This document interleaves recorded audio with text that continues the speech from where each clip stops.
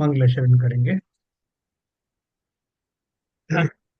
ओम नमः सिद्धेभ्यः जय श्री ओम नमः सिद्धेभ्यः जय श्री ओम नमः सिद्धेभ्यः। मंगलम भगवान वीरो मंगलम गौतमोगणी मंगलम कुंद कुंदाद्यो जयंधर्मोस्तु मंगलम। सर्वमंगल मांगल्यम सर्वकल्याणकारिकम प्रधानम सर्वधर्माणां जैनम जयतो शासनम। जैनम जयतु शासनम जैनम जयतु शासनम। डॉक्टर उजिला शाह द्वारा रचित पंचलब्धि ग्रंथ हम लोग पढ़ रहे हैं। जो अभी बिल्कुल प्रारंभिक स्टेज में है। कर्म सिद्धांत के बारे में है, जो कर्मों का जो हमने अभी जो कर्णानी उपरिचय में जो कुछ पढ़ा था, लगभग उसका ही थोड़ा सा रिपीटिशन है। और उसके आगे फिर अपनी विषय वस्तु क्लियर होगी सम्यक दर्शन वाली। तो आगे चलते हैं पर।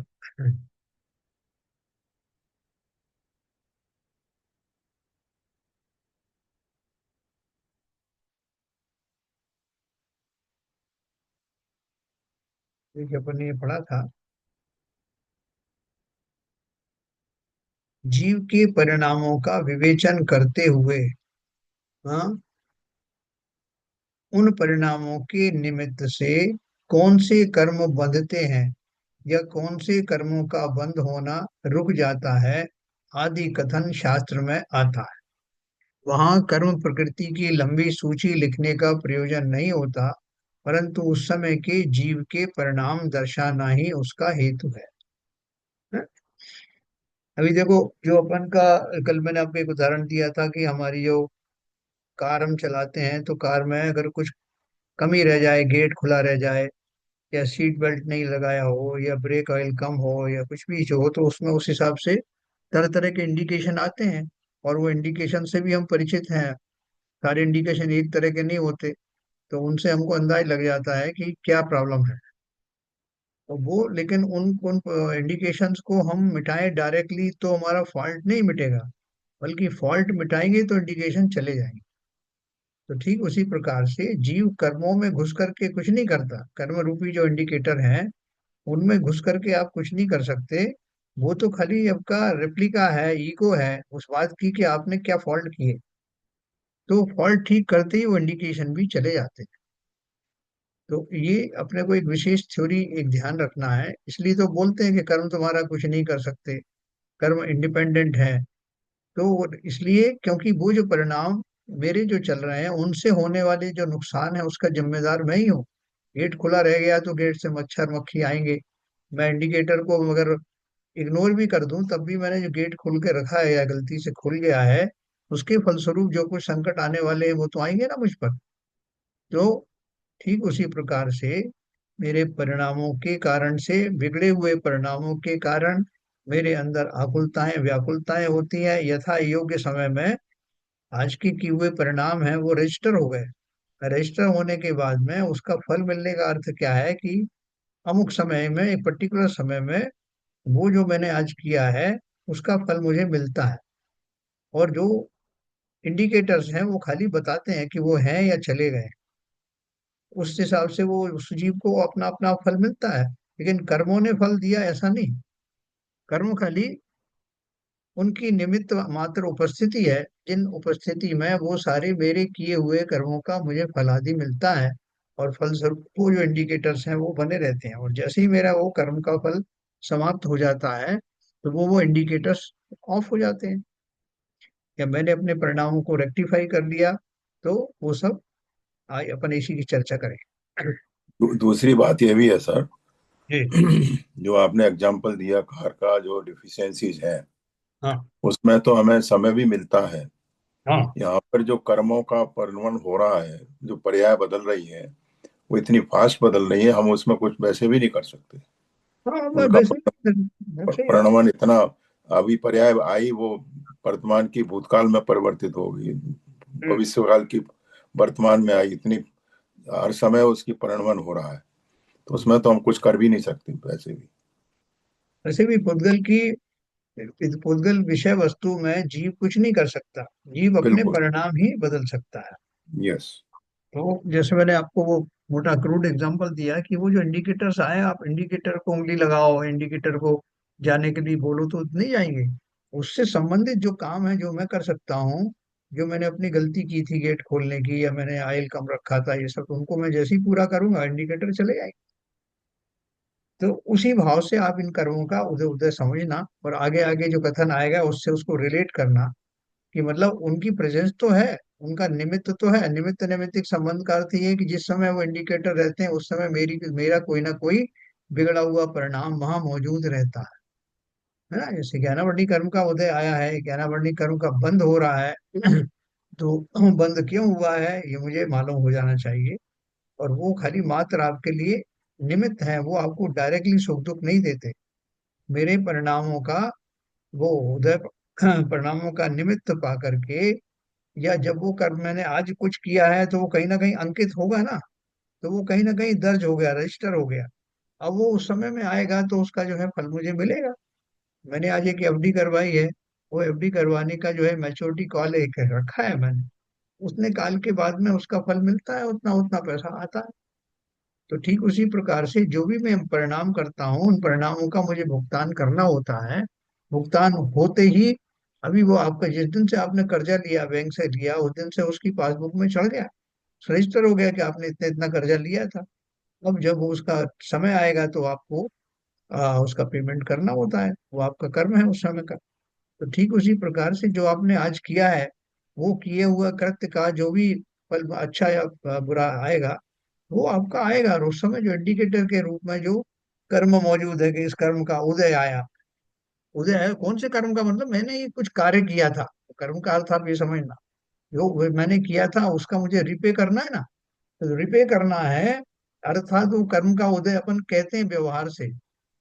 कर्म का मतलब वो पुद्गल परमाणु का उदय है, उसका उदय तो है, लेकिन उसके काल में जो घटना घटित हो रही है वो उसी का प्रतिफल है जो मैंने किया था। तो जब वो आता है तो मैं यही मान के चलूं कि भैया मैंने ही किया था, है ना। जैसे मैंने आपको एक उदाहरण कार का दिया कि वो गेट खुला रह गया, उसमें से बहुत मक्खी मच्छर आने लगे, और वो इंडिकेटर आ रहा है कि गेट खुला है। तो उसने इंडिकेटर ने तो आपको खाली बताया, और उससे आने वाले जो जो नुकसान है उसके लिए मैं तैयार हूँ, क्योंकि मैंने ही तो किया था ना। मैंने गेट खोल के रखा हुआ था, तो उसका जो परिणाम आया हो सकता है कि तुरंत ना आए, थोड़ी देर बाद आए, आना शुरू हो जाए।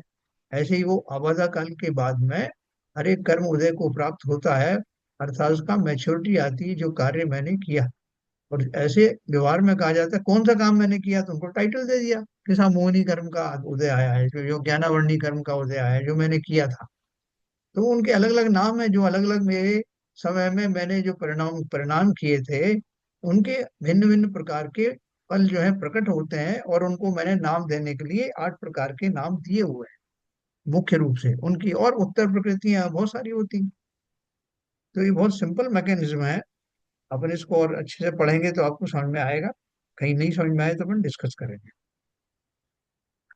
जीव के परिणामों का, देखो ऊपर भी लिखा ना, एक ही समय में होने वाली इन दो भिन्न द्रव्यों की पर्यायों में निमित्त नैमित्तिक संबंध का ज्ञान करने के लिए शास्त्र में कथन आता है कि ज्ञानावरण कर्म के क्षय से केवल ज्ञान की उत्पत्ति हुई। कर्म का जो जो कथन आएगा वहां जीव और कर्म का ऐसा ही निमित्त नैमित्तिक संबंध होता है, इस बात को हमें ख्याल में रखना चाहिए। और इसी निर्णय के साथ जीव और कर्म संबंधी कथन का योग्य अर्थ ग्रहण करना चाहिए। जीव के परिणामों का विवेचन करते हुए उन परिणामों के निमित्त से, है, मेरे परिणाम बदल रहे ना, उनके निमित्त से कौन से कर्म बंधते हैं या कौन से कर्मों का बंद होना रुक जाता है, आदि कथन शास्त्र में आता है। वहां कर्म प्रकृति की लंबी सूची लिखने का प्रयोजन नहीं होता, परंतु उस समय के जीव के परिणाम दर्शाना ही उसका हेतु है। जैसे अपन गुणस्थानों के अपन ने एक सीमा बना दी, साहब फला गुणस्थान में जीव आ गया, तो वो गुणस्थान क्या है, मेरे जो परिणाम है, मेरे ये चढ़ते हुए जो परिणाम है, उन परिणामों का एक लेवल बना दिया गया है जो केवल ज्ञान गम्य है। जब मेरे भाव उस लेवल पर आते हैं तो उसको मैंने गुणस्थान नंबर सो एंड सो दे दिया। उससे ऊपर के जो परिणाम होते हैं उसको उसमें उसको मैंने गुण स्थान नंबर 3 दे दिया। तो वास्तव में हो क्या रहा है, मेरे ही परिणामों का इंडिकेटर्स हैं वो।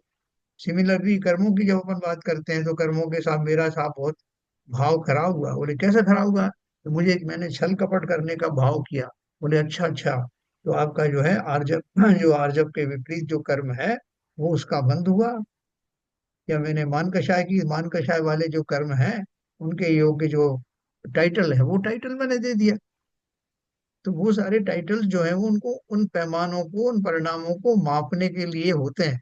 उनको एक नाम तो दोगे ना आपके, आपने कैसे भाव किए कि मान मान वाले भाव किए आपने या लोभ वाले भाव किए।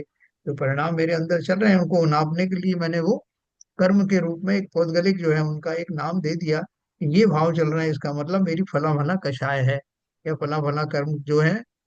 क्योंकि ये एकदम ट्रू इंडिकेटर भी है कि जिस समय मैं कोई भाव करता हूँ उस समय मेरे भावों को इंडिकेट करने के लिए एक साधन है, बहुत अच्छा है। क्या साधन है? कि वो परमाणु जिनमें कर्म रूप परिवर्तित होने की योग्यता है वो मेरे आसपास ही रहते हैं और वो उस रूप में कन्वर्ट होकर के मुझे घोषणा करते हैं कि अभी तुमने ऐसा ऐसा भाव किया था। तो उसका एक पर्टिकुलर कर्म को मैंने नाम दे दिया। तो सारे लेबल हैं, लेबल लग गए उनको। और ज्यादा ये मत समझना कि वो पुद्गल परमाणु जो है मुझे कुछ संकट या दुख देते हैं। संकट और दुख जो मिलते हैं वो तो मेरे अपने परिणामों के कारण से जो मैंने कृत्य किए हैं वो रजिस्टर हो जाते हैं। जब वो उदय में आते हैं तो उनका फल मुझे मिलता है। और बाहर में इंडिकेटर के रूप में वो जो कर्मों का मैं नाम लेता हूँ कि फला फला कर्म का उदय आया है। तो ये उसी उसी भाषा में इसको समझ। वहां कर्म प्रकृति की लंबी सूची लिखने का प्रयोजन नहीं होता, परंतु उस समय के जीव के परिणाम दर्शाना ही उसका हेतु है। अपन बोलते हैं साहब मैं राग द्वेष किया करता जब परिणति होती है जड़ की। है ना, कितना सिंपल भाषा। जड़ कर्म घुमाता है मुझको, यह मिथ्या भ्रांति रही मेरी। बैरागी द्वेषी हो लेता जब परिणति होती है जड़ की। है, कितना सिंपल बात है। मेरे परिणामों का निमित्त पा करके वो जड़ रूपी परिणाम, तो जो उद्गल परमाणु है वो कर्म रूप से परिणमित हो जाता है। तो उससे मुझे पता लगता है कि अभी मेरा जो एक चुंबक मैग्नेट है, इलेक्ट्रिक चुंबक है, तो मुझे कैसे मालूम कि उसमें जो है वो चुंबकत्व है? तो मैंने देखा जैसे ही मैंने ऑन किया थोड़ी देर में बहुत सारे लोहे के कण आके उससे चिपक गए। तो इस बात का इंडिकेटर है कि उसमें चुंबकत्व है। वो लोहे के कण जो है ये आपको सूचना दे रहे हैं इनडायरेक्टली कि यहाँ इस जगह पर मैग्नेटिक लाइन ऑफ फोर्सेस काम कर रही है। तो इसी तरह से ये सारा जो अगर बाहर में ये सब ना हो तो हमको ये पता ना चले कि हमारा हमने क्या कृत्य किए, कब कृत्य किए, उन कृत्य का हमें कब फल मिलेगा। ये सारे बाहरी इंडिकेटर्स हैं। इंडिकेटर्स के अलावा क्या है कि जिन जिस समय में वो कर्म मौजूद रहते हैं, सत्ता में रहते हैं, तो उनका उल्टा अपन कह सकते हैं। जैसे मैं कहता हूँ कि कार का गेट खुला रह गया तो ये इंडिकेटर आ जाएगा। या मैं कहूँ कि ये इंडिकेटर रहता है, इसका अर्थ ही ये है कि कार का दरवाजा खुला है। तो वाइस वर्सा बोल सकते हैं इसको। तो देखो अब जैसे जैसे विषय क्लियर होगा आपको और समझ में आएगा। अब यहाँ प्रथमोपशम सम्यक्त होने से पूर्व जो 5 लब्धि नियम रूप से पाई जाती हैं उनके स्वरूप का वर्णन करते समय हम जीव के परिणाम और कर्मों में होने वाले अवस्थान्तर इनके आधार से चर्चा करें। जो अभी ऊपर सिद्धांत बताया उसी को लागू करके आपको बताएंगे सम्यक कैसे होता है। उन सभी बातों का अच्छी तरह से परिज्ञान होने के लिए कर्म संबंधी प्राथमिक जानकारी, कुछ पारिभाषिक शब्द और उनके अर्थ समझना अति आवश्यक है। हम्म। लब्धि शब्द का अर्थ क्या, अपन पंचलब्धि पढ़ रहे हैं ना, तो लब्धि का अर्थ क्या है? लब्धि शब्द का अर्थ होता है लाभ अर्थात प्राप्ति। लौकिक जीवन में हम किसी भी बात का या कार्य का लाभ केवल रुपयों में ही गिनते हैं भाई साहब ये बताओ तो लाभ कितना होगा? हम्म? हे जीव तुम तो चैतन्य शक्ति के पिंड हो और धन संपत्ति तो जड़ अचेतन पुद्गल है। इस पुद्गल में वृद्धि या हानि होने से तुझे क्या लाभ या नुकसान है? हैं? अभी वो मोटी मोटी भाषा में बोल रहे हैं कि वो आपका धन का अंबार लग गया और आप देख देख के खुश हो रहे हो। इस पुद्गल में वृद्धि या हानि होने से तुझे क्या लाभ या नुकसान है? हाँ, अतीन्द्रिय ज्ञान और अतीन्द्रिय सुख प्राप्त होना ही तुम्हारी सच्ची उपलब्धि है, सच्चा लाभ। देखो, जब तक हम जवान रहते हैं तब तक हमें फिर भी वो धन आदि जो आता है, तो हमको लगता है कि ये धन आ रहा है तो इससे मैं भोग विलास के बहुत सारे साधन खरीद सकता हूँ, इसलिए मुझे वो धन अच्छा लगता है। ये बात अलग है कि वो उसका पूरा भोग वो कभी होता नहीं, क्योंकि इच्छाएं कभी समाप्त होती नहीं, और आने की आकुलता बनी रहती है। और जो मिलता है उसका भी हम उपभोग बराबर कर नहीं पाते। अभी जीव जब हम लोग जब बूढ़े होने लगते हैं पर्याय में, तब जो धन आता है तो हम कहते हैं अरे साहब जो आ रहा है वही सब वही खर्च नहीं होता, अब आकर के भी क्या करेंगे। ऐसा कुछ लोगों को ऐसा सेटिस्फेक्शन हो जाता है। कुछ लोग बोलते हैं कि नहीं साहब, ऐसा है जब तक है जीवित तब तक आते रहना चाहिए धन। ऐसी वासनाएं रहती हैं कि उम्र हो गई आपकी 80 साल की और शरीर जर्जर हो गया, एक रोटी भी मुश्किल से हजम होती है, दांत नहीं रहे, हाथों में कमजोरी आ गई, आंखों से दिखता नहीं है, उसके बावजूद भी कुछ लोगों को वो धन की अभिलाषा बनी रहती है। कि वो इनर्शिया होती है ना, वो इनर्शिया के कारण से जो इच्छाओं का जो श्रृंखला चली आ रही थी वो अभी समाप्त होती नहीं। तो ये लेकिन उससे लाभ कुछ नहीं है। वो खुद उसका शरीर के माध्यम से भी अगर कहना चाहें तो वो शरीर को भी वो उस तरह का जो भौतिक सुख है वो मिल नहीं पाता, दे नहीं पाता, लेकिन वासनाएं जागृत रहती हैं और अधिक की आकांक्षाएं बनी रहती। तो बोल रहे हैं इन सबसे वास्तव में जीव को क्या लाभ है? तो जीव कौन है?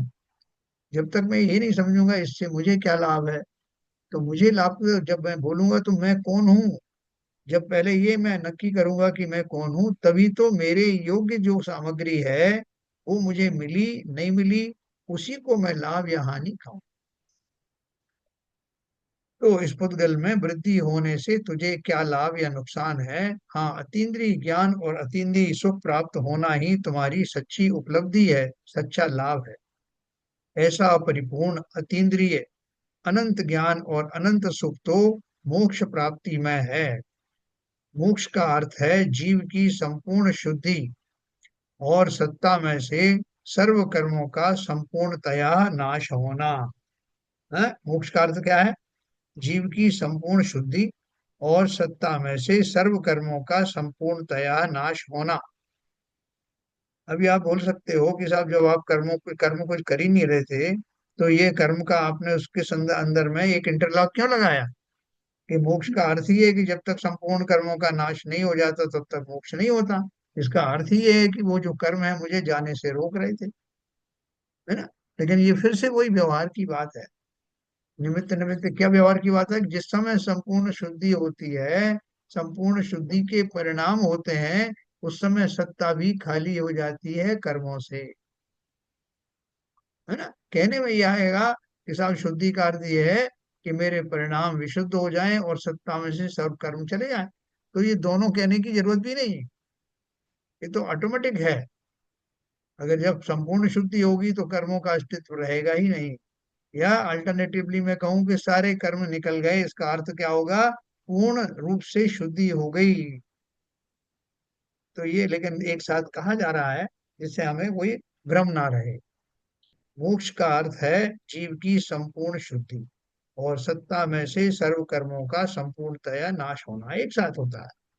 यह मोक्ष पर्याय संवर और निर्जरा पूर्वक होती है। अब संवर निर्जरा क्या है? कर्म के बंध की हानि होना संवर है। हाँ? कर्म के बंध की हानि होना संवर है, यानी उनका बंद होना, रुक जाना। और कर्म के सत्व की हानि होना निर्जरा है। सत्ता में से निकल जाना, पार्शियली निकल जाना निर्जरा है। दूसरे शब्दों में कहना है हो तो नवीन बंध कम होना संवर है, और पूर्व में बंधे हुए कर्मों में से अधिक मात्रा में कर्मों का खिर जाना निर्जरा है। और जीव के परिणामों की दृष्टि से देखा जाए तो शुद्धि की उत्पत्ति संवर है शुद्धि की वृद्धि निर्जरा है, तथा शुद्धि की पूर्णता मोक्ष है। ठीक है, परिणामों की तरफ से ये बता दिया, और जब परमाणुओं की तरफ से, कर्मों की तरफ से दूसरी बात बता दी। जीव के परिणामों का पता है ना, जीव के परिणामों की दृष्टि से देखा जाए तो संवर क्या है? शुद्धि की उत्पत्ति होना संवर है। यानी मेरे वो भाव, मेरे जो परिणाम बदलते रहते थे, चंचलता रूप से होते रहते थे, अब उनमें अमुक अमुक भावों में ठहराव आ गया, उसी को संवर कहते हैं। और वो मेरी शुद्धि में वृद्धि हो गई, मतलब अब उस तरह के भाव, जो खोटे भाव थे, उनका होना कम होता जा रहा है, इसको मैं शुद्धि की वृद्धि कहता हूँ। और उसको जब मैं कर्मों के रूप में कहूंगा तो उसे कहूंगा निर्जरा हो रही है साहब कर्मों की। दोनों दोनों को रिलेट करना। तीसरा, अभी जीव की अपेक्षा से शुद्धि की पूर्णता मोक्ष है, और कर्मों की अपेक्षा सत्ता में से सब कर्मों का निकल जाना मोक्ष है। ये दोनों रिलेटेड है, सीधे निमित्त निमित्त के, और वो एक साथ घटित होते हैं, उनमें कोई टाइम गैप नहीं पड़ता। शुद्धि अर्थात शुद्धोपयोग है। संवर, निर्जरा और मोक्ष, इन तीनों के स्वरूप मैंने आपको बताया। जरा एक बार कोई समझाओ मुझे कि क्या है वो, संवर किसे कहते हैं?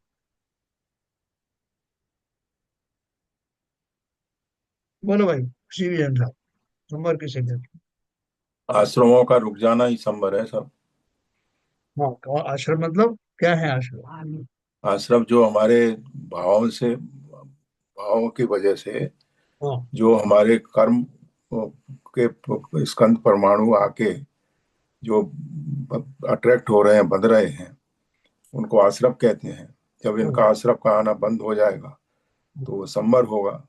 और जो सत्ता में पड़े हुए ये जो कर्म परमाणु हैं, जब वो निखर जाएंगे तो वो निर्जरा का रूप ले लेंगे। मतलब नए कर्मों का आना रुक जाना संवर है। हाँ हाँ, बराबर। और कौन सा पूछा आपने? निर्जरा। निर्जरा मतलब जो पुराने सत्ता में कर्म है उनका गिर जाना, खत्म हो जाना, सारे सारे निकल जाना। सारे निकल जाना, तभी अपने मतलब पूर्ण शुद्ध अवस्था आ जाना, वो है निर्जरा। तो फिर मोक्ष क्या हुआ? वही मोक्ष होगी। निर्जरा तो कंटिन्यूअस प्रोसेस है जब तक पूर्ण शुद्धता प्राप्त होगी। हाँ, निर्जरा देखो, संवर क्या है? कर्मों की अपेक्षा से अगर अपन देखें तो संवर का अर्थ है नवीन कर्मों का आश्रव आना बंद हो जाना, है ना? वो नंबर हो गया, ठहराव हो गया। मैं भी कर्मों के हिसाब से बता रहा हूँ, फिर भावों से बताऊं। और निर्जरा का अर्थ क्या है कि वो जो कर्म जो थे सत्ता में मौजूद थे, उनका पार्शियली निकल जाना, या निकल जाने का प्रोसेस शुरू हो जाना। और मोक्ष कहते हैं संपूर्ण रूप से सत्ता में से निकल जाना, पूर्ण शुद्ध हो जाना, कर्मों की अपेक्षा से। ये तीन बातें हैं। अब जीव के भावों की अपेक्षा से कहें तो जीव के भावों का कैसा है कि जब मेरे परिणाम इतने सुधर जाएं कि जो मेरे पहले जो परिणाम भाव आते थे, पर्टिकुलर टाइप के भाव आते थे, उनका रुक जाना हो जाए। अब मैं वैसे भाव नहीं करता, तो मेरा उन उन भावों का संवर हो गया। और जब मेरे जो है उनका, जो पुरानी मेरे जो परिणामों का जो पैकेट मैंने बना रखा था, उनमें शुद्धि आने लगे, तो वो पार्शियल निर्जरा है। देखो उन्होंने यहाँ बहुत अच्छे से बताया इसको। नहीं, एक बात और है सर। हाँ। जो कर्म उदय में आ रहे हैं और हम्म। जो खिरते जा रहे हैं, वो भी तो एक निर्जरा का ही स्वरूप है, मिथ्या दृष्टि हाँ, के लिए। नहीं, मिथ्या दृष्टि के सभी के संसारी जीवों के लिए हाँ। दोनों तरह की निर्जराएं होती ना। हाँ। दोनों तरह की निर्जरा होती है, लेकिन अपन उस निर्जरा का अभी जो है वो संज्ञान नहीं ले रहे हैं। अपन मोक्ष जी। की मार्ग की बात कर रहे हैं ना, तो इसलिए वो हाँ, उपयोगी तो नहीं उसमें तो फिर उत्कर्षण, अपकर्षण, संक्रमण, ये सारी सारी अवस्थाएं है। फिर पैदा होती हैं जब वो उस अभी मार्ग पर अपन, प्रसन्न होते हैं। बराबर देखो अपन क्या बोल रहे हैं। सर 2 मिनट में बोलता हूँ कि हाँ निर्जरा बोलो। तो वो वाली कहलाएगी ना जिसमें नए कर्म नहीं पैदा हो। अगर नए कर्म पैदा हो रहे तो फिर निर्जरा कहाँ हुई? नहीं नहीं कर्म नहीं। तो मेरे आ रहे हैं, कर्म तो मेरे आ ही रहे हैं, हर हर पल हाँ, मेरे कर्म आ रहे हैं और मैं उसको भोग रहा हूँ। लेकिन भोग बराबर। क्षमता से भोगा मैंने, नए कर्म नहीं बने तब तो मेरी निर्जरा हुई। मैंने भोगा उसको 4 गाली और मैंने उसको दे दी और 4 कर्म बना लिए, फिर वो निर्जरा कहाँ हुई? वो तो मैंने खेती और बढ़ा ली अपनी। देखो ऐसा है संजय प्रकाश जी कि निर्जरा होने का अर्थ ये नहीं कि सारे ही कर्म निर्जरित हो गए। ठीक है। अभी सत्ता में आठों प्रकार के कर्म मेरे सत्ता में पड़े हुए हैं ना। आठों प्रकार में से मान लीजिए मेरा एक भाव आया कि मेरे अंदर में सरलता का भाव आ गया। तो सरलता का भाव आ गया तो क्या हुआ, वो जो मेरे जो परिणाम थे वो सरलता रिजु रिजु वाले जो है परिणाम हो गए। और उन परिणामों का निमित्त पा करके अब उस जाति के कर्म नहीं आ रहे जिनको मैं मायाचारी कहता हूँ, उस तरह के उनके योग्य कर्म मायाचारी कषाय के कर्म जो है उदय में नहीं आ रहे हैं। उदय में भी नहीं आ रहे, उदय की बात छोड़ो, बंद नहीं हो रहा है। संवर की बात करें तो आ नहीं रहे हैं, उनका बंद नहीं हो रहा है। और निर्जरा का भी अगर मैं भाव बात करूं तो निर्जरा का अर्थ ये संपूर्ण सभी तरह के आठों कर्म निर्जरित हो रहे हैं ऐसा नहीं। पर्टिकुलर भाव के द्वारा पर्टिकुलर कर्मों की सत्ता में से निकासी हो रही है। वो निर्जरा कौन सी है? वो पर्टिकुलर भावों की से बंधे हुए जो कर्म थे उनकी निर्जरा हो रही है। बाकी के लोग, बाकी के कर्म अभी भी सत्ता में पड़े हुए हैं। इसलिए निर्जरा शब्द का अर्थ जो है वो उस पर्टिकुलर भाव के से करस्पॉन्डिंग जो कर्म है। जैसे आपने बोला कि साहब 10वें गुण स्थान में मेरा जो सूक्ष्म लोभ कषाय है वो निर्जरित हो जाता है। निर्जरित हो गया, सत्ता में से ही निकल गया। और उसके पहले संवर होकर के क्या घटना घटित हुई कि अभी नवीन मेरा वैसे कर्म नए बंधना भी रुक गए हैं। कौन से वाले? जो अब मैंने लोभ कषाय की बात करी, अभी लोभ वाले भाव मेरे उस गुण स्थान में, उसके पहले वाले गुण स्थान में उनका आश्रय रुक गया। और आगे ऊपर आने के बाद में जो सत्ता में से निकल गए। तो क्या क्या हो गया, उस पर्टिकुलर कर्म की अपन बात करें उसका संवर हो गया। और उसका ऊपर के गुण स्थान में जा करके निर्जरा भी हो गई। लेकिन अभी बाकी के कर्म है ना, जिनकी मैंने अभी चर्चा नहीं की। बाकी के कर्म जैसे अभी मैंने, मेरा स्त्री भेद गया, नपुंसक भेद गया, लेकिन मेरा भी पुरुष भेद बाकी है। तो इस तरह से जब निर्जरा होती है तो कहने में तो एक जनरल कह देते हैं उनके कर्मों की निर्जरा हुई, लेकिन कौन से कर्मों की, हाँ कौन से कर्म की हुई, किस समय हुई, किस भाव के कारण से वो निर्जरा हुई। आपको एक रस्सी से बांध दिया गया कुर्सी के ऊपर में, तीन चार रस्सियों का प्रयोग किया, उसमें से आपको बोला कि भाई इनको छोड़ दो, तो उसने कुछ रस्सी खोल दी, हाथ वाली रस्सी खोल दी, लेकिन पैर अभी भी बंधे हुए, बाकी चीजें बंधी हुई हैं। तो उसी प्रकार से जब अपन बंध की बात कहते हैं तो कौन सा कर्म बंधा, जब निर्जरा की बात करते हैं और बाकी का बंधन बंद कर दिया है तो संवर हो गया, अब और मत बांधो इसको। लेकिन अब एक रस्सी खोल दी तो उस पर्टिकुलर रस्सी की निर्जरा हो गई, लेकिन बाकी रस्सियां अभी भी हैं। तो मोक्ष की इस दशा को कहते हैं कि जो सारे ही बंधन समाप्त हो जाते हैं, तो परिपूर्ण शुद्धि वाली उस दशा को मोक्ष कहते हैं। पार्शियली जो निकली हुई दशा है उनको निर्जरा, निर्जरा शुरू हो गई, रस्सियां खुलना चालू हो गई, अभी पूरी खुली कहाँ, एक खुली है। तो इसलिए इस बात को बहुत अच्छे से समझना। आश्रव का अर्थ है अब मेरे परिणाम ऐसे हो गए हैं कि उस जाति के नवीन कर्म अब नहीं बंध रहे हैं। तो मेरा उन पर्टिकुलर भावों का संवर हो गया। और उन जिन भावों से मेरे सत्ता में मौजूद कर्म का किंचित खिरना होना चालू होता है उसको निर्जरा कहता हूं। और संपूर्ण रूप से सत्ता का खाली हो जाना शुद्ध दशा है, परिणामों की अपेक्षा से भी और कर्मों की अपेक्षा से भी। कहीं कंफ्यूजन तो नहीं कर दिया मैंने? नहीं। संजय प्रकाश जी कुछ क्लैरिटी आई? नहीं ठीक है सर, मैं वही समझ रहा था, मतलब चीज इसका मैं सारे हाँ करने की बात नहीं कर रहा था, मैंने पर्टिकुलर कोई एक मेरा एक्सीडेंट वाला कर्म आया मेरा, हाँ एक्सीडेंट मेरा कर्म हो, एक्सीडेंट हुआ, हाँ एक्सीडेंट होके मतलब मैं उसको समता से सह लिया, तो वहां तक तो उस कर्म की पर्टिकुलर जो कर्म आया था मेरा उसकी निर्जरा होगी, मतलब अब मेरे वो दूसरे कर्म में नहीं आएंगे। अगर मैं वहीं लड़ाई झगड़ा चालू कर देता हूँ तो फिर हाँ, मेरे मन में यह था कि वो निर्जरा कैसे हुई। वो तो मैंने एक कर्म जो आया मेरा वो तो ठीक होगा उसको, लेकिन मैंने चार कर्म और बना लिए, फिर वो निर्जरा कहाँ हुई, मतलब एक का मैंने चार कर दिया, ये तो बढ़ी गया बराबर मेरा। बराबर बराबर। आपका कहना है कि जिस समय कोई इंसिडेंट हुई है वो किसी कर्म के उदय के रूप में वो परिणाम आया है कि वो एक्सीडेंट हुआ या कुछ भी वो घटना हुई। वो घटना घटी हम्म इसलिए क्योंकि पूर्व में आपने कोई ऐसा कार्य किया था जिसके फलस्वरूप वो घटना होनी थी। तो वो हम्म घटना तो होगी, लेकिन उस घटना के समय में आने मेरे में दो तरह के भाव हो सकते हैं। एक तो ये कि मैं बहुत आकुल व्याकुल हो जाऊं, मेरे आर्त रोध ध्यान खड़े हो जाएं, तो नए कर्मों का बंध होगा। और अगर मैं उसको अपने पूर्वकृत कर्मों का उदय मान करके समता से उसको सहन करूं, तो नवीन कर्म का बंध नहीं होगा और वो कर्म तो अपना फल दे के चला जाए। बिल्कुल सही है आपका जी जी। अंडरस्टैंड।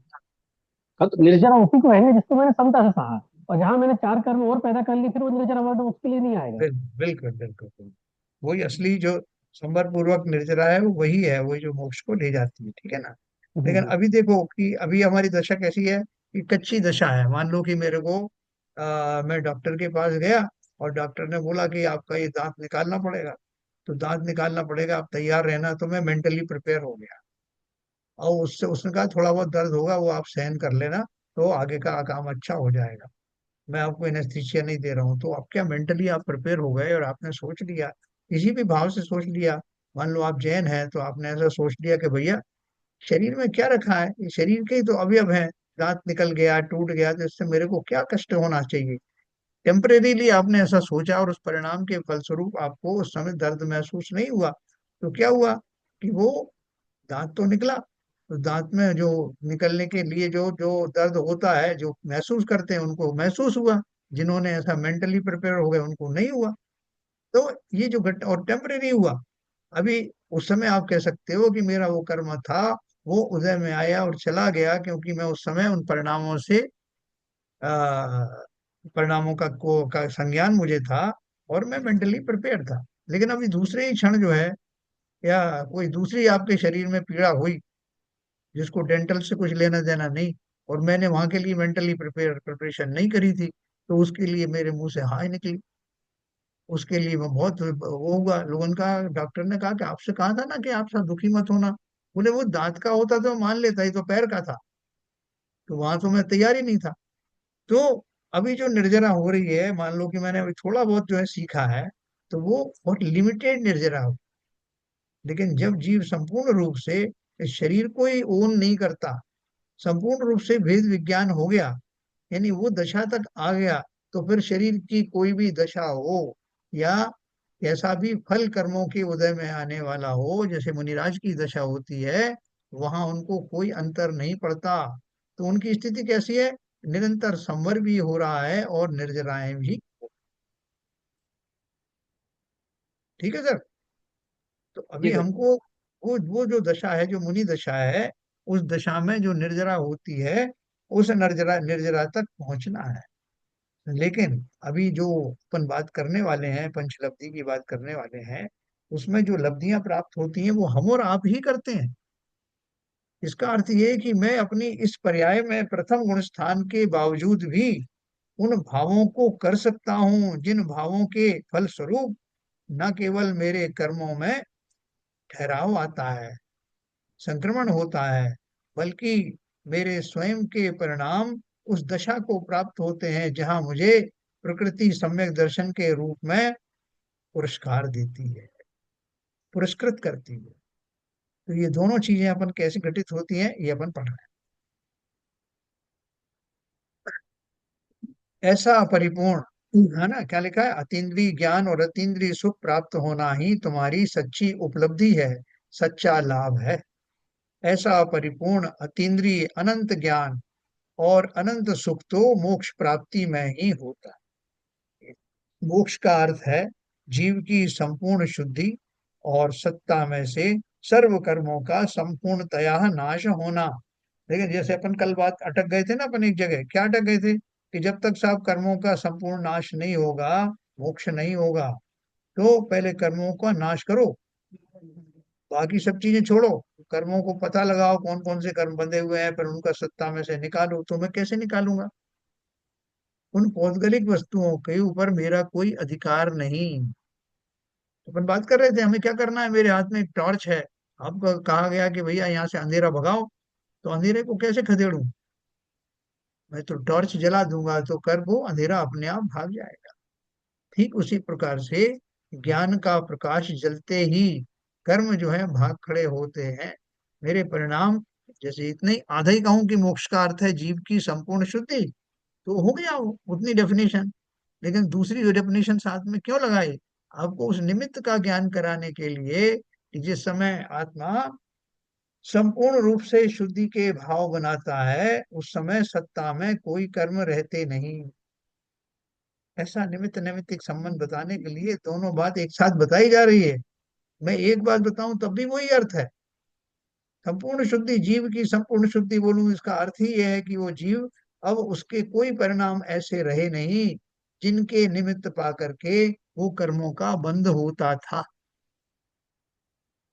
या मैं ऐसे कहूं कि सब कर्मों का निकल गया, शुद्धि हो गई जीव की, तो उसका अर्थ ही है सब कर्म निकले ही तभी जब जीव पूर्णतया शुद्ध परिणाम वाला गया। यह मोक्ष पर्याय, देखो लिखा है, सर्व कर्मों का संपूर्णतया नाश होना, यह मोक्ष पर्याय संवर और निर्जरा पूर्वक होती है। ये किसको होती है? ज्ञानियों को होती है, सम्यक दृष्टियों को होती है। कर्म के बंध की हानि होना संवर है ना। कर्म की अपेक्षा से अपन देखें तो कैसा, कर्म के बंध की हानि होना संवर है, यानी अब बंध नहीं हो रहा। और कर्म के सत्व की, यानी सत्ता में पड़े हुए कर्म का निकल जाना निर्जरा है। दूसरे शब्दों में कहना हो तो नवीन बंध कम होना संवर है। ये कम होना अब क्यों किया, कहा इन्होंने? कम होना इसलिए किया कि हो सकता है कि किसी पर्टिकुलर टाइप के कर्मों का तो रुकाव हो गया, लेकिन अभी दूसरे कर्म का बंद होना बाकी है।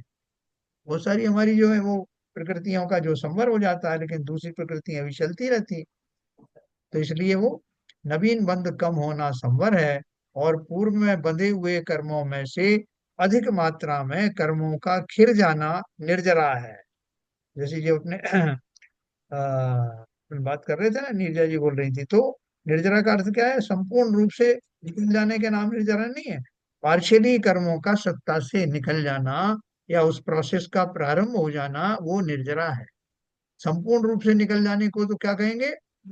मोक्ष कहेंगे। मोक्ष। जीव, हाँ, जीव के परिणामों की दृष्टि से देखा जाए तो शुद्धि की उत्पत्ति संवर है, शुद्धि की वृद्धि निर्जरा है, तथा शुद्धि की पूर्णता मोक्ष है ना। यहाँ पर ने पढ़ा था ना, सत्ता में से सर्व कर्मों का संपूर्णतया नाश होना मोक्ष का अर्थ है। तो दोनों साइड से अपन पढ़ के देखें, कर्मों की अपेक्षा से या जीव के परिणामों की अपेक्षा से, जब पूर्णता की बात आती है और मैं उस पूर्णता के लिए ही परेशान हूं, है ना, वो पूर्णता मुझे मिलना चाहिए। स्थिरता निज में प्रभु पाऊं, जो अंतर का कालुष धोती है। होती है। देखो स्थिरता होना कितना बड़ी चीज है। अपन जैसे जैसे पढ़ेंगे आपको लगेगा। अपन सबकी भी बात करते हैं कि अरे साहब वो महाराज जो है समाधि में हो गए, वो उसने उन्होंने ध्यान लगाया, वो एकाग्र हो गए और उनको ये सिद्धि हो गई। वो एकाग्रता होना, वो स्थिरता आना, वो जीवन के लिए अत्यावश्यक है। जब भी हमें कुछ भी प्राप्त करना हो, लौकिक या पारलौकिक, दोनों केस में जो हमारी स्थिरता है, जो कंसंट्रेशन है, जो चंचलता का नाश है, उपयोग की पूर्णता है, उस पूर्वक ही हमें कुछ ना कुछ उपलब्धि होती है। बिना इस स्थिरता के कुछ भी प्राप्त नहीं होता। ऐसा इसका मन ही नहीं लगता, ये स्थिर ही नहीं रहता।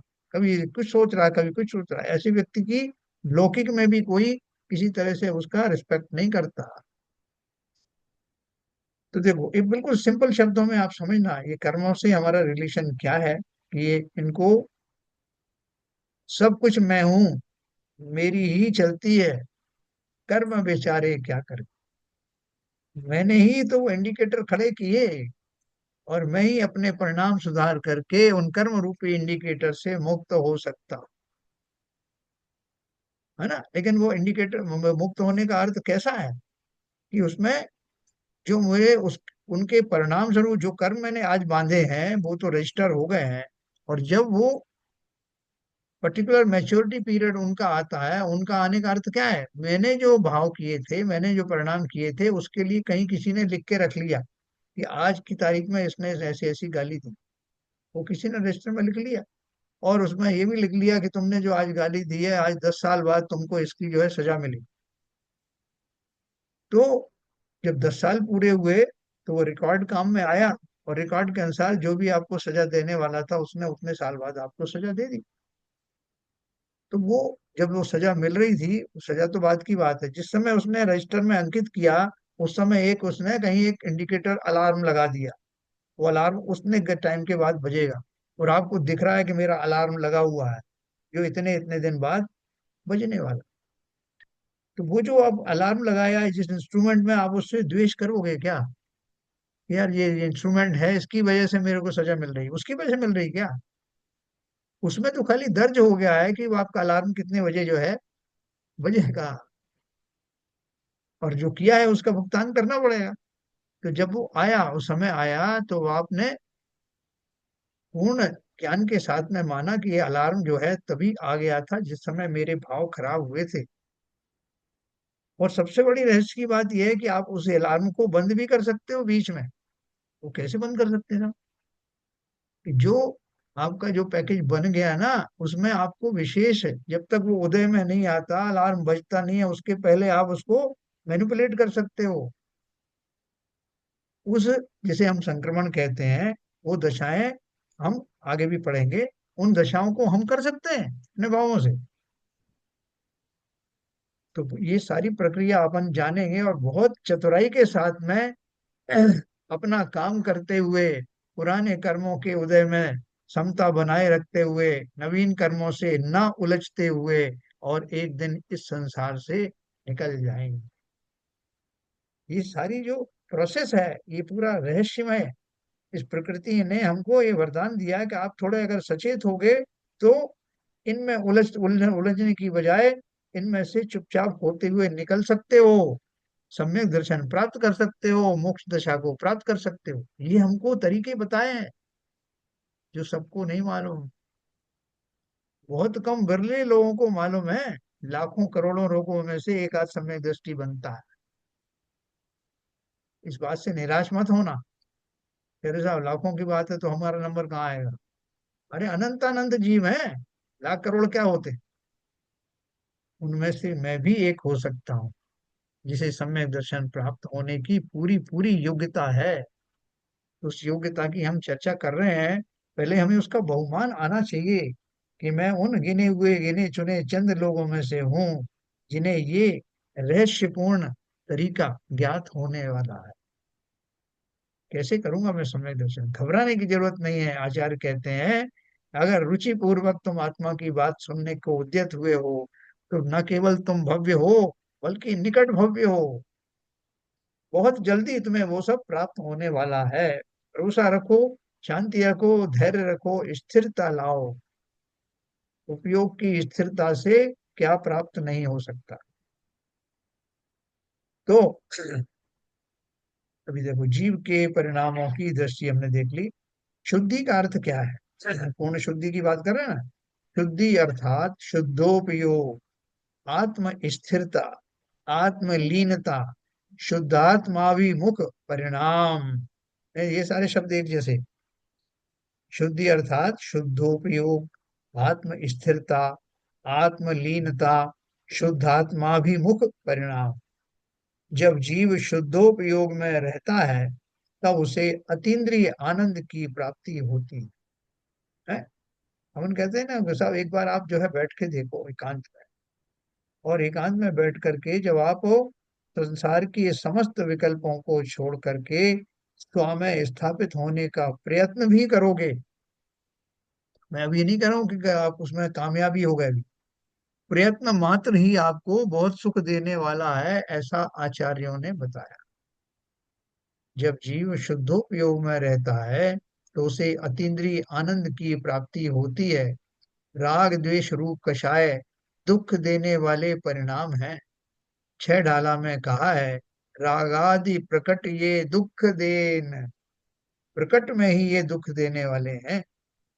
शुद्धोपयोग राग द्वेष रहित वीतरागी परिणाम होने से उसमें निराकुलता रूप सुख का अनुभव होता है। हैं? वो कैसा सुख होता है? ये अपन एक ये वो पढ़ते हैं, एक पैराग्राफ। तुम पूछोगे कि यह सुख कैसा है? कौन सा? जो निराकुलता रूप सुख है वो कैसा है? इस सुख के हमारे ऐहिक सुख की उपमा नहीं दे सकते। बोले ये सुख है ही अलग जाति का। जब अपन कहते हैं ना कि मोक्ष का सुख जो है वो अलग जाति का है, तो हमें अलग जाति देखी नहीं, तो अपन तो बोलते हैं कि साहब स्वर्गों के टर्म्स में बताइए कि स्वर्ग के सुख के मुकाबले में कितना कम या ज्यादा है। तो बोले स्वर्गों का सुख भी तुम्हें अभी तो याद नहीं है ना, तुम थे जब स्वर्ग में, तो बात अलग है। अभी अभी नहीं था, अभी हम महसूस कर सकते हैं। कैसे महसूस कर सकते हो? कि वो जो देवों को इंद्रिय जन्य सुख मिलता है, वो सुख मुझे यहाँ मनुष्य पर्याय में भी मिल रहा है। वो किंचित ज्यादा होता है। इससे मैं अंदाजा लगा सकता हूँ कि वो सुख कैसा है। लेकिन मोक्ष का सुख तो मैं जानता नहीं। तो मुझे तो आप इतना बता दो कि वो स्वर्ग के सुख से ज्यादा है या कम है। तो अपन क्या जवाब दें उसको भाई? नीरजा जी बताओ। जो बोल रहा है कि वो स्वर्ग से कम है या ज्यादा है या कैसा है, तो उसको क्या जवाब देना चाहिए? स्वर्ग का सुख उसके सामने कुछ भी नहीं है। वो क्यों क्यों? अतीन्द्रिय सुख है उस समय, इंद्रियों से परे है। स्वर्ग के सुख को तो इंद्रियों से समझा जाता है, राइट। वहां पे इंद्रियां ही नहीं है। बराबर, इसका मतलब वो अलग ही जाति का है। अलग ही जाति का है, उसे कोई कल्पना भी नहीं कर सकता ये इंद्रियों वाला। बहुत बढ़िया। तो देखो, यहाँ वो वही कह रहे हैं, देखो यह सुख कैसा है। इस सुख को हमारे ऐहिक सुख की उपमा नहीं दे सकते। ऐहिक माने इस लोक की। हम जिसे सुख समझते हैं, उस विषय भोग में तो दुख है, परंतु हमने भ्रम से उसे सुख माना है। विषय शब्द का अर्थ है पांच इंद्रियों के विषय। हमें स्पर्शनेन्द्रिय, रसनाइंद्रिय, घ्राणेन्द्रिय, चक्षुन्द्रिय और कर्णेन्द्रिय द्वारा क्रमशः उद्गल के स्पर्श, रस, गंध, वर्ण तथा शब्द का ज्ञान होता है। यह जीव उनमें से कुछ पर्यायों को इष्ट मानता है, और उन्हें जानते हुए मैं उन पर पदार्थों का भोग करता हूँ ऐसा मानता है। भोग क्या कर लिया तुमने? जैसे कोई गंध आ रही थी, उस गंध को आपने सूंघ लिया, तो सूंघने से क्या भोग हो गया? इसमें हमारी जो मान्यताएं हैं, जो हमारा उनके प्रति राग है, उस राग का ही भोग करता है जीव। जैसा मेरे को तो गुलाब से बड़ा प्रेम है। गुलाब की गंध आए तो मजा आ जाए। तो गुलाब की गंध आई, और मेरा अपना पूर्व उसके प्रति होने वाला जो राग है, वो राग के कारण से मुझे वो गुलाब की गंध अच्छी लगी। दूसरे व्यक्ति को चमेली के फूल से राग है, उसको चमेली की गंध आई तब उसे अच्छा महसूस हुआ, उसको गुलाब में मजा नहीं आया। तो वास्तव में मैं किसका भोग कर रहा हूँ? अपने ही राग आदि का भोग करता हूँ। उसी से सुख दुख महसूस करता हूँ। तो इन्होंने बोला उद्गल के स्पर्श, रस, गंध, वर्ण और शब्द का ज्ञान होता है। ज्ञान होना मात्र भोग हो गया क्या? यह जीव उनमें से कुछ पर्यायों को अच्छा मानता है, और उन्हें जानते हुए मैं उन पर पदार्थों का भोग करता हूँ ऐसा मानता है। कुत्ता जो है हड्डी लेकर के चला, या दूर कहीं हड्डी पड़ी थी, वो दूर से उसने देखी और दौड़ के वहां तक आया, और उसने हड्डी को मुंह में रखा, और उसमें उसको इतने हार्ड होने से उसके जबड़े छिल गए, उसमें से खून आने लगा। और वो अपने ही खून का स्वाद लेकर के बहुत मस्त हो रहा है। वो ये मान रहा है कि हड्डी में से ही रक्त निकला है। उसे पता नहीं, ये तो उसके ही शरीर का पार्ट है। तो वो एंजॉय किस बात को कर रहा है? उस राग को कर रहा है, उसके हड्डी में से कितना अच्छा अच्छा रक्त निकल रहा है। उस राग के वशीभूत होकर, अज्ञान दशा में होने वाले उस राग के वशीभूत होकर के, वो स्वयं के ही शरीर की जो कीमत पर उस सुख का वेदन कर रहा है। ऐसे हम भी करते हैं। शरीरों से जो कुछ हमारे परिवर्तन होते हैं, उन परिवर्तनों को हम अच्छा सुखद महसूस करके उसी में अपने आप को सुखी महसूस करते हैं। तो यह जीव उनमें से कुछ पर्यायों को इष्ट मानता है, और उन्हें जानते हुए मैं उन पर पदार्थों का भोग करता हूँ ऐसा मानता है। सच देखा जाए तो जीव को विशिष्ट इच्छा होती है ना? मान लो कि किसी के लड्डू खाने की इच्छा हुई, तो वह उस इच्छा से दुखी होता है। लड्डू खाने से उसकी इच्छा मिट जाती है, और इच्छा से उत्पन्न दुख कम होता है। इसलिए वह मानता है कि लड्डू खाने से मैं सुखी हो गया। यदि लड्डू खाने से ही सुख प्राप्त होता हो, तो अधिक लड्डू खाने से और अधिक सुखी होना चाहिए। कोई 2, 4, 50 लड्डू खाए तो इस कल्पना मात्र से जी मिचलाने लगता है ना?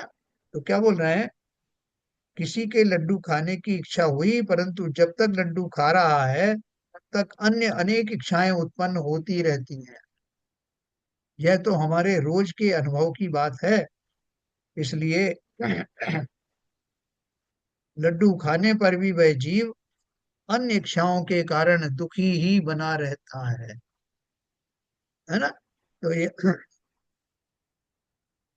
अपन इसको जो कल कल और एक उदाहरण इसमें आएगा, वो अपन उस उदाहरण के साथ में अपन समझेंगे कि कैसे जीव की इच्छाएं निरंतर बनी रहती हैं, और इच्छाओं की तारतम्यता के कारण संसारी जीव कभी सुखी होते नहीं।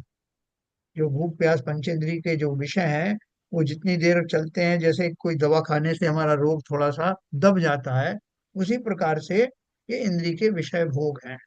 लेकिन ये नए नए रोग फिर से जागृत होते रहते हैं। तो कल अपन इस विषय को और पढ़ेंगे बहुत सिंपल तरीके से, सिस्टमेटिक तरीके से।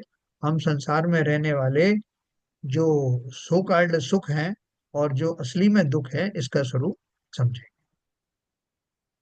ठीक है सर, वो सिंपल सब्जेक्ट है, इसलिए मेरे ख्याल से कुछ समझने की ज्यादा विशेषता नहीं है। तो समय हो गया दिनवाणी स्तुति का। संजय प्रकाश।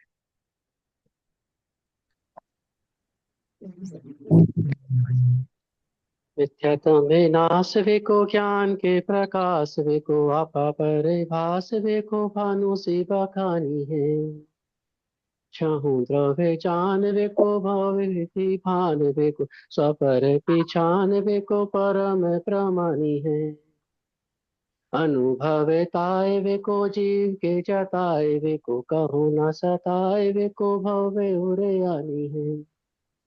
जहाँ तहाँ तार वे को पार के उतार वे को सुख विस्तार वे को यही जिने वानी हे जिनवानी भारती तो है जपू दिन रैन जो तेरी शरण आ गए तो पावे सुख चैन।